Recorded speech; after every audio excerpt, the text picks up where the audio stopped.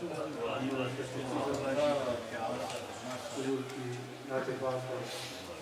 अली मुकाम रज़ियल्लाहु ताला में पेश कर रहे थे।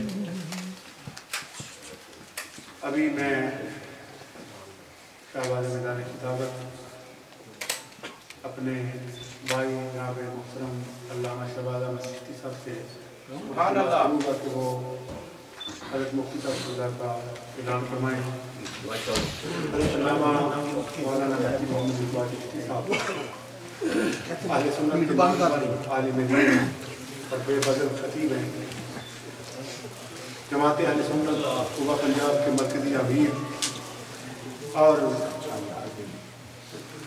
सालाना जो हमारी 5वीं शहादत कॉन्फ्रेंस हुई है मक्की मस्जिद में 3 तारीख को, अक्सर दोस्त वहाँ मौजूद थे। हज़रत मुफ्ती साहब की का किताब आपने सुना, अहले सुन्नत की तर्जमानी का हक अदा किया। हमारा एजाज और हमारा एजाज ये है कि हमारे सुन्नत व जमात है। और बड़ा खूबसूरत एक जुमला हज़रत मुफ्ती साहब ने वहाँ एक साथ फरमाया। हज़रत मुफ्ती साहब फरमा रहे थे कि अहले बैत नबुव्वत हों या असहाबे पैगम्बर, सरकार की आल की बात हो या सरकार के असहाब की, हुजूर के घर की बात हो या हुजूर के दर की, जलेगा वहाँ जहन्नुम में, जलेगा वो जो इनसे इधर जलेगा। हमारा एजाज और हमारा एजाज ये है, हम पे अल्लाह का करम ये है कि हम ना असहाब से जलने वाले हैं ना अहले बैत से, हम इनके भी गुलाम हैं उनके भी गुलाम हैं। हुजूर सल्लल्लाहु अलैहि वसल्लम की जिसे जिसे निस्बत हासिल है उसकी मोहब्बत हमारे ईमान का हिस्सा है।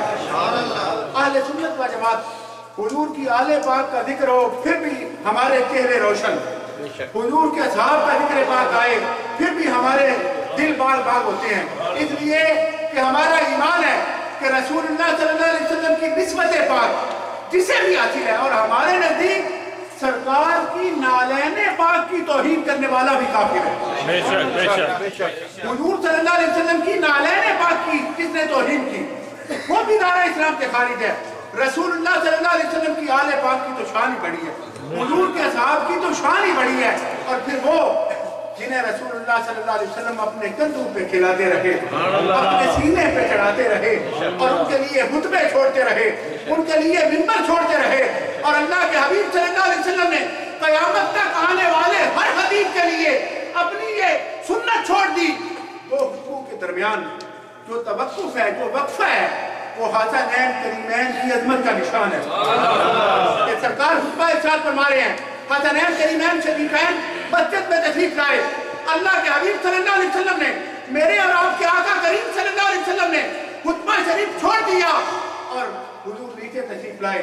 हसनैन करीमैन को उठाया, एक को दाएं रान पर, एक को बाएं रान पे हुजूर ने बिठाया। कुछ देर बिठा के उन्हें अपने करम से नवाज के, उन्हें अपने फैजान से नवाज के हुजूर ने नीचे उतारा। फिर हुजूर ने खुतबा शुरू किया और अल्लाह के हबीब सल्लल्लाहु अलैहि वसल्लम की क़यामत तक आने वाले हर खतीब के लिए ये सुन्नत बन गई। जब भी कोई खतीब, अब ये उसकी अपनी किस्मत है कि वो नमक हलाल हो या हराम, अगर उसके अंदर ईमान की एक रत्ती भी हो, उसी हुजूर के मिंबर पर बैठकर कभी भी हसनैन का बुग़्ज़ नहीं रख सकता, अपने सीने में उनकी अदावत नहीं पाल सकता।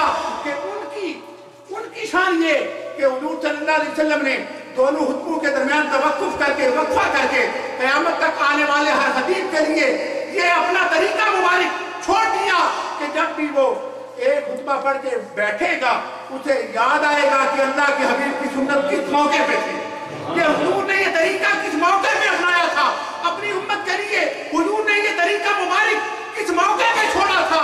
और उसे ख्याल हो, एहसास हो इस बात का कि हसनैन करीमैन शरीफैन की ये शान और अज़मत है। हुजूर सल्लल्लाहु अलैहि वसल्लम ने अपने नवाजों को ये शान अता फरमाई। और फिर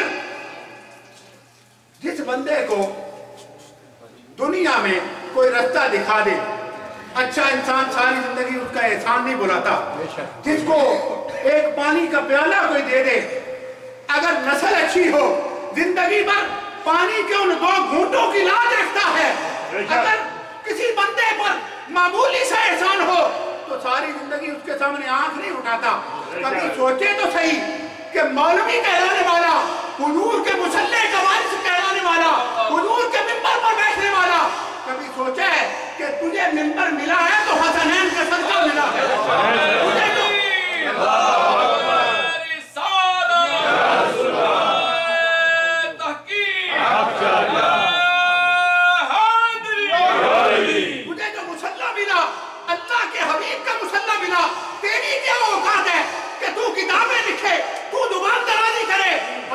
کریمین کے خلاف یہ تیری بد نصیبی کی انتہا, تیری بدبختی کی انتہا وہ صحابہ کی محبت کی آڑ میں کرے کوئی, یا آل پاک کی محبت کی آڑ میں کوئی اصحاب کے خلاف بکے, یہ اس کی بدبختی ہے.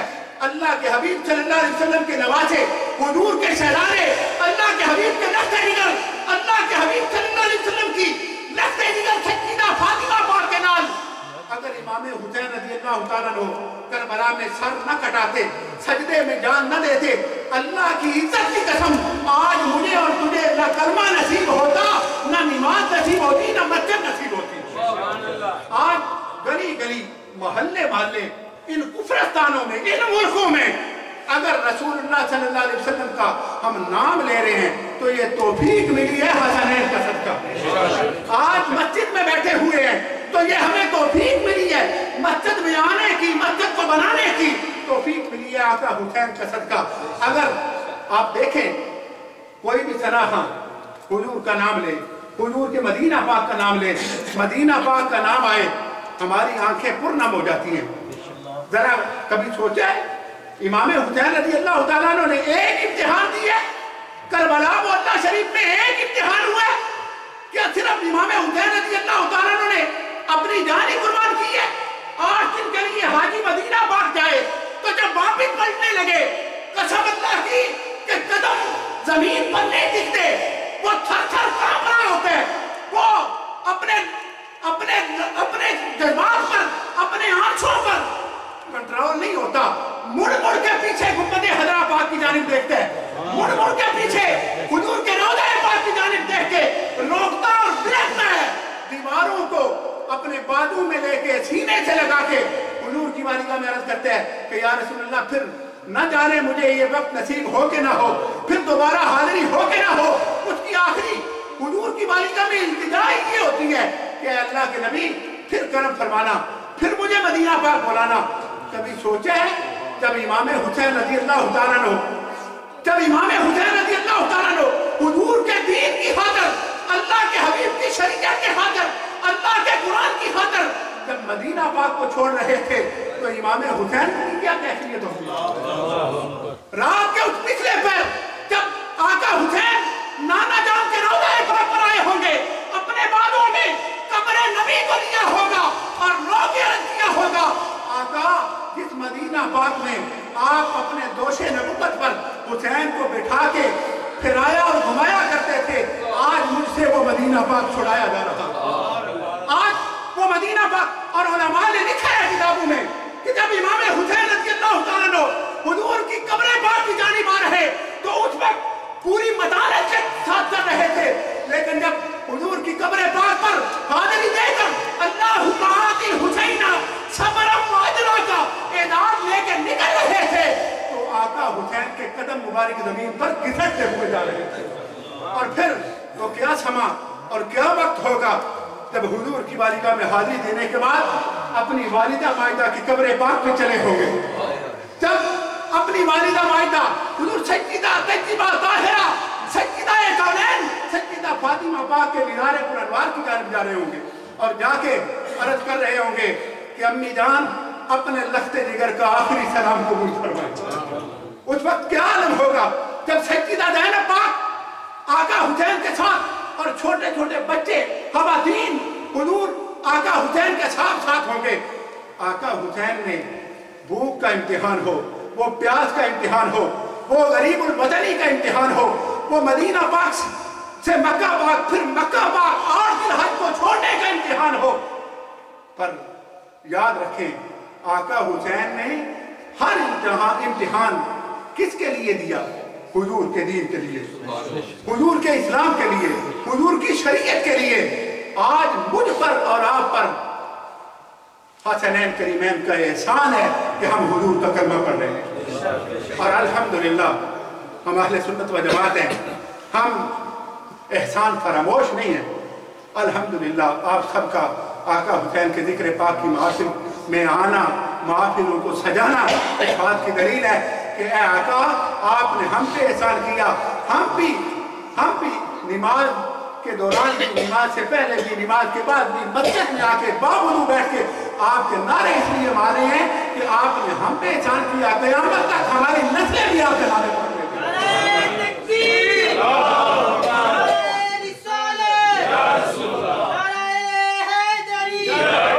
میں بار دیگر اپنے تمام مہمانوں کا، حضرت مفتی صاحب قبلہ کا، علماء کرام کا، مشائخ الرحمہ کا، میں دیکھ رہا تھا حضرت میاں غلام حیدر صاحب، حضرت صاحبزادہ سید ضمیر شاہ صاحب، صوفی مشتاق صاحب، یہ کتنا حضرت میاں صاحب اور علامہ سیف النبی قادری صاحب، قاری عثمان صاحب، کتنے مصروف لوگ ہیں اور کتنا لمبا سفر کر کے آئے ہیں۔ اللہ کریم حسنین کا صدقہ سب کی عظیم ہو، اور آپ سب کام کو چھوڑ کے آئے ہیں تو وہ پھر کام کرنا ہے۔ اللہ کریم آپ کو حسنین کریمین کا صدقہ رحمتیں اور برکتیں عطا فرمائے۔ میں اپنے میڈیا کے سارے دوستوں کا، محترم لودھی صاحب کا، فرق صاحب کا، محسن ظہیر صاحب کا، اور سارے جتنے احباب ہیں، منظور صاحب کا، سب کا مشکور و ممنون ہوں۔ اللہ کریم آپ سب کو برکتیں اور رحمتیں عطا فرمائے۔ اور میں سنی اسکالر بورڈ کے صدر جناب علامہ مولانا شہباز احمد چشتی صاحب سے ملتمس ہوں کہ آپ تشریف لائیں اور حضرت مفتی صاحب قبلہ کو دعوت خطاب دیں۔ نعرہ تکبیر، نعرہ رسالت، نعرہ تحقیق، نعرہ حیدری، آج ایک دفعہ بلند کریں، نعرہ حیدری، نعرہ حیدری، علامہ شہباز احمد چشتی صاحب، علامہ مفتی محمد اقبال چشتی صاحب، مسلک حق اہل سنت